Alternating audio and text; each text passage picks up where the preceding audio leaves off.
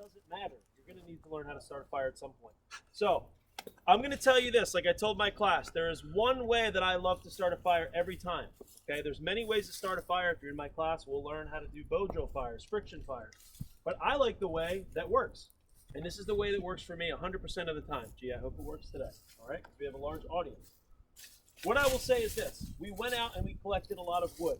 What they say in a survival situation, so you guys know, is that collect as much wood as you think you need to survive the night. Would this be enough?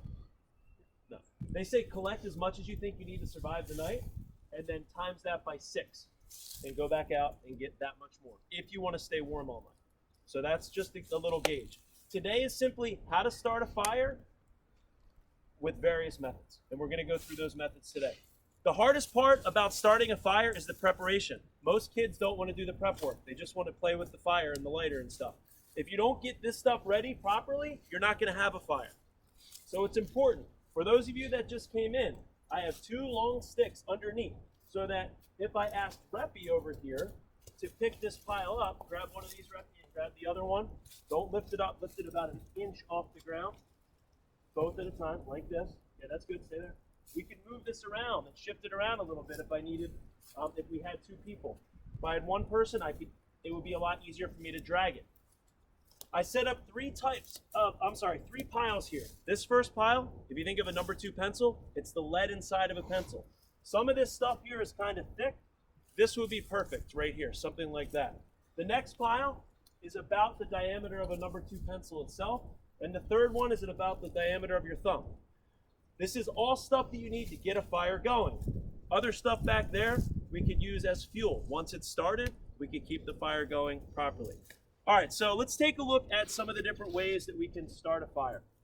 Number 1, safety first. You want to clear the leaves out. You want some kind of fire ring to contain the fire. Next, I have probably about 5 or 6 sticks here as my fire lay.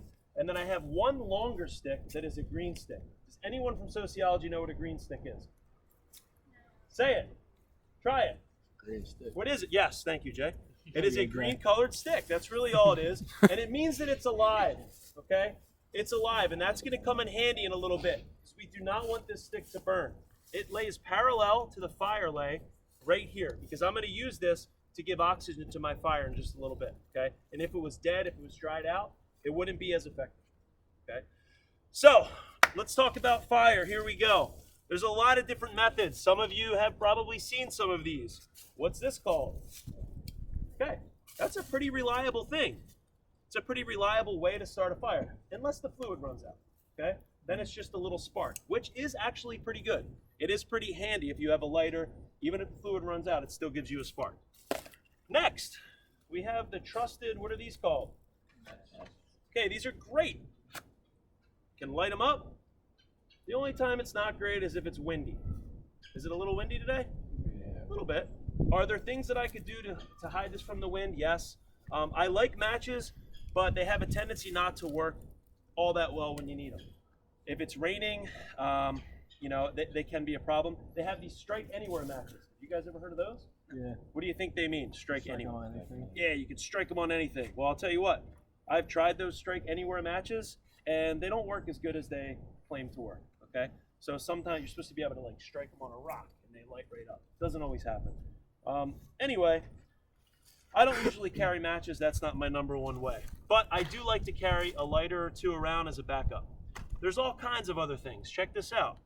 Magnifying glass, all right? This is something called solar ignition. You could use the sun and take the beam of light that comes down, magnify it onto a certain point, hold it there for just a few seconds if you do it right, and it'll ignite whatever you have. There's